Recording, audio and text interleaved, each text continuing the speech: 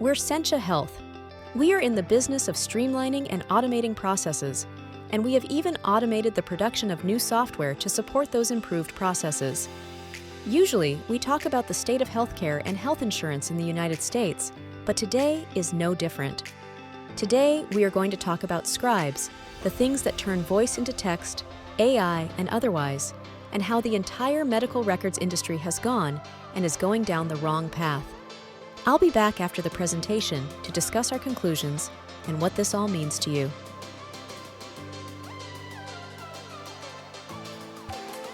Normally, we talk about healthcare and health insurance, and today is no different. Today, we are going to talk about Scribes, the things that turn voice into text, AI, and otherwise, and how the entire medical records industry has gone and is going down the wrong path. We will present this video in the usual problem and solution format. Before we get started, let's define a couple of terms. Discrete values are the data points you might pick out of a database, or elements in a drop-down list box. For example, vanilla, chocolate, or rocky road. Continuous values are those that don't fit into a particular category, like the value of pi, or the text of War and Peace. We welcome comments and even arguments in the comments. Let's dig in.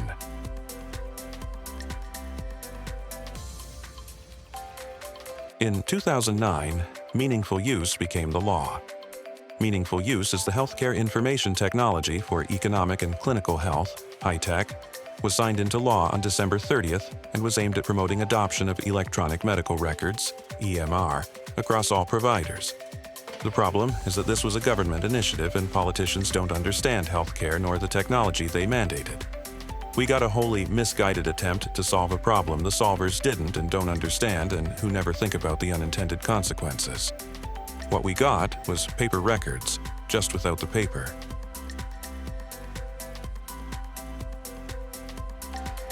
The way humans transfer information is imprecise at best.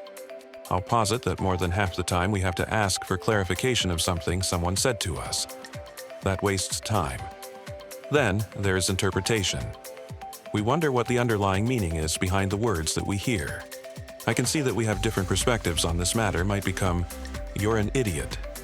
Finally, minds wander and words just slip out. We say things we don't mean, we say things that are off topic, and generally language is just a bad way to convey meaning. Let's think about it this way. Medicine is science and language is art. Art is subjective and as such can't be quantified nor judged. Medicine is science, and thus, every action has a definite, reasonable, and quantifiable outcome.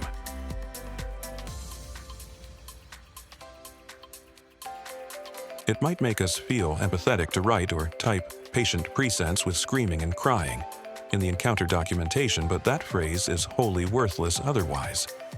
We know that you came to the doctor because something hurts or is broken or both. We don't need to document that, even in the case of a screaming and crying patient.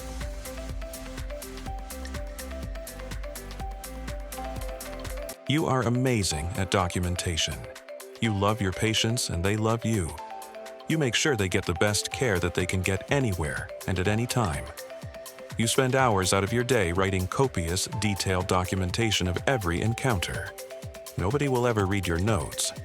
You are amazing, but you are wasting your time. Maybe in a soft science like talk therapy, how we feel about a thing is relevant. And maybe in the world of quantum physics too, but that is a discussion for another time. In medicine, we are only interested in doing the thing that needs to be done to achieve the outcome we desire. How we feel and think about a thing is irrelevant to the outcome, and also how we end up with the anti-vax crowd where thinking and feeling are more important than research and double-blind studies.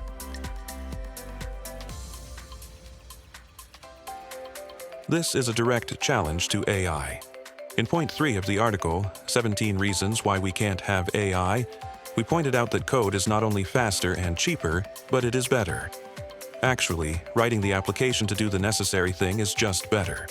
First, AI is a black box, so it is as good as it is ever going to get. Sure, you can add training, but what you are doing is just muddling the already murky waters, trying to get a system you don't understand to do something you can't define. If you want the system to record your words as text, we have that without AI, have had it for decades, and can implement it easily. If you want AI to write something you didn't say, that is a little like saying to your husband, "If you don't know why I am mad at you, I am certainly not going to tell you." Stop it.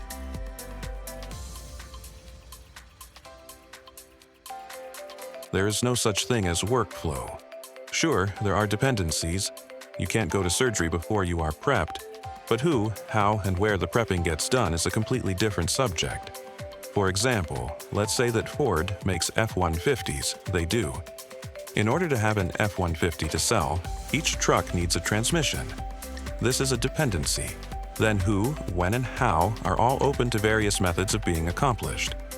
Maybe Ford wants to make transmissions. They have and still do produce them. But they also collaborate with GM on the new 9 and 10-speed automatics, and they buy transmissions from Tramac, ZF, Gatrag, and others. There are any number of ways to satisfy the transmission dependency, and none of them include workflow.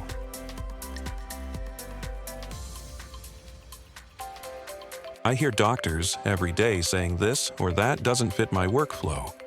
Exactly where did your workflow come from?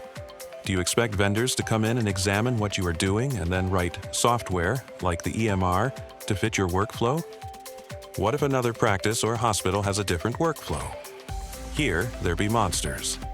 Now, you have the expectation of every vendor in the world coming to visit to see how you do things, then modifying their offering for you or writing something from scratch.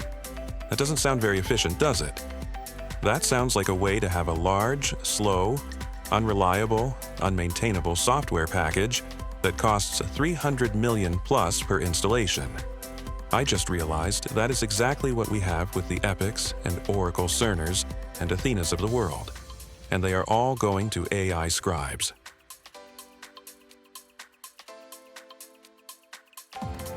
You don't need specialties in your documentation system.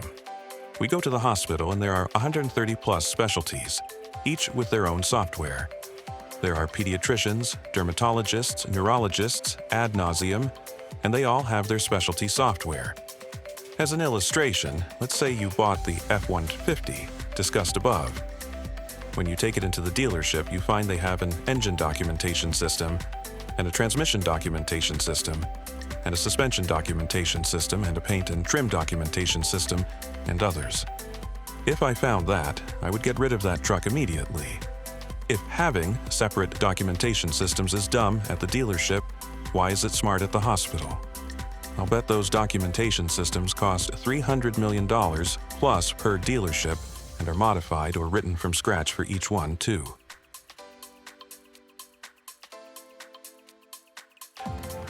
You can't use free text to document medicine. Language is too imprecise a tool to achieve the necessary results. Scribes, both AI and traditional code, simply translate speech to text. AI adds an unnecessary layer of complexity over an unnecessary layer of functionality. The current batch of vendors deal in unnecessary complexity as their stock in trade. We have evidence of this in workflow thinking and the catering to specialties that simply don't need to exist. They, the big vendors, have not thought about the problem enough to come up with a viable solution. Now, they are selling scribes to cover up their mistakes and only complicating and automating the wrong solution. Scribes are not the answer.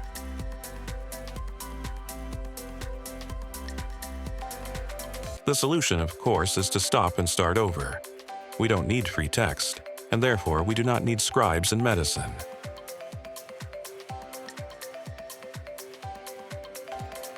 In 1966, Neil Pappalardo wrote CoStar in the mumps language. CoStar and mumps research is left as an exercise for the student, and a few years later, Judy Faulkner got hold of it and founded EPIC. These two really, really bright people, sarcasm, the sign of good literature, are more responsible for the morass that medicine finds itself in than any other. They advocate and use free text to document the patient encounter. We find the digitized version of paper notes that have to be typed in. We find language-integrated database. We find proprietary code sets. We find specialties in the software.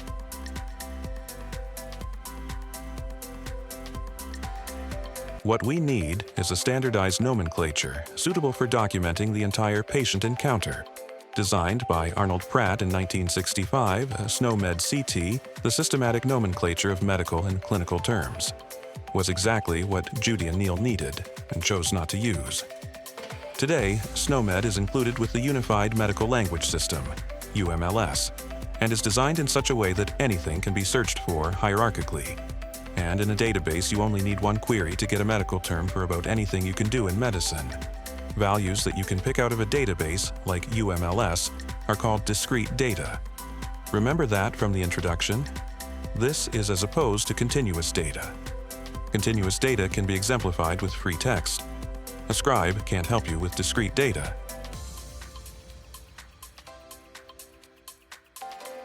Once you eliminate specialties and proprietary code sets or text entries, like Scribes AI or otherwise, and put all medical information in one database, then you can start doing things like relating what the patient says to actual symptoms, and those to diagnoses, and those to treatments, and those to outcomes.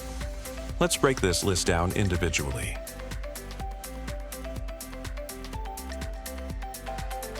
Hey, we are patients. We don't know the difference even between dorsal and ventral. We don't really know how to describe where or how much it hurts, maybe even only pointing, with no language at all. With discrete values, we can differentiate what the patient says with what the patient means in a very related and structured manner. Then, when the patient says, "the pain moves around," we can relate that to a diagnosis with a positive outcome.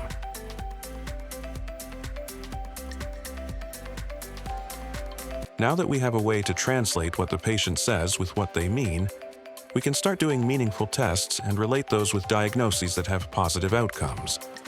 Imagine having a set of symptoms that just befuddle you and everyone you know.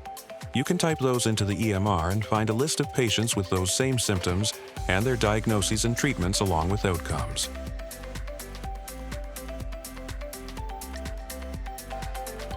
You are probably noticing a trend here as we go down the chain. With discrete value-based documentation, you can search for anything you like and its outcome. You could even look at any diagnoses and see the average life expectancy afterward.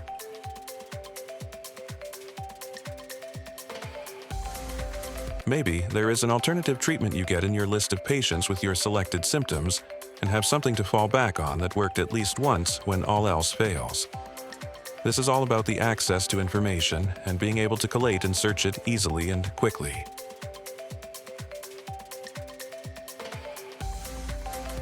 If you document your patient encounters with discrete values, you don't have to have medical coders.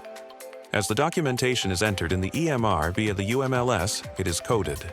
No, you don't need to know any codes. Use English or German, French, Swahili, or any of several other languages.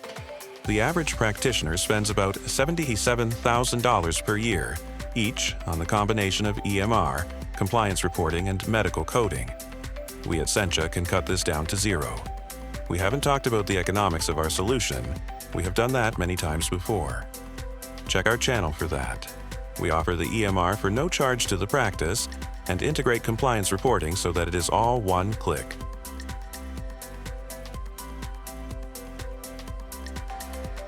With free text, the typed-in notes are associated with a single patient encounter. With UMLS discrete values, they are related to 14 million other clinical terms: the individual patient encounter, the symptoms, the diagnoses, the procedures, and key outcomes. It is these relationships that we are after and that provide the value we are looking for.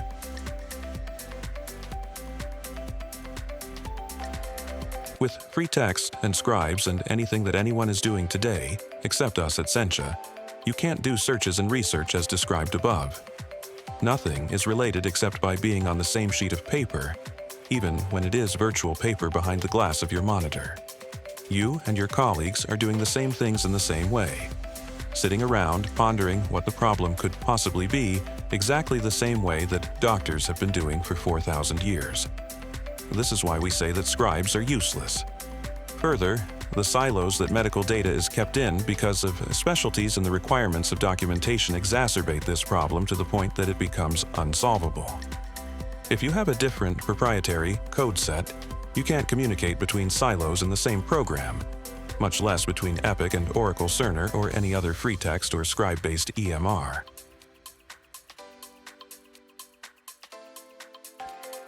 Finally, with the extermination of medical coding, we eliminate one of the biggest hurdles in treatment. That is communicating what was done to the medical coder so he or she can communicate it effectively to the insurance company for adjudication so you can get paid. That is a lot of monkey motion. There are dozens of other reasons to choose Sencha, and we invite you to read all about them. Our goal today was to demonstrate how the big players in the EMR industry are simply clueless and on the wrong track so fundamentally that they not only can't solve the documentation problem, they can't even adequately define it. Scribes produce text. Text is not what you need. What you need are discrete values from the UMLS and an easy interface to pick them from.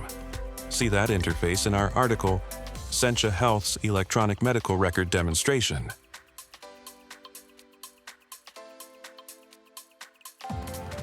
We have the system in prototype now, fully functioning. Contact us here or on our site, and we will be happy to provide a demonstration of the fully functional prototype. If you liked what you heard, please like and subscribe, click on the notification icon, subscribe to our newsletter, and follow us on all our social media and blog sites. You can read the text version of this presentation at senchahealth.substack.com or senchahealth.com. We have built a comprehensive health information system to keep the patient healthy and on the right track with the ability to incentivize healthy living. Implementing this system should be fairly simple and will completely revolutionize the way healthcare is performed and paid for, saving countless lives. We have shown a way to use this system to make the best healthcare system in the world, also the most efficacious and the most affordable.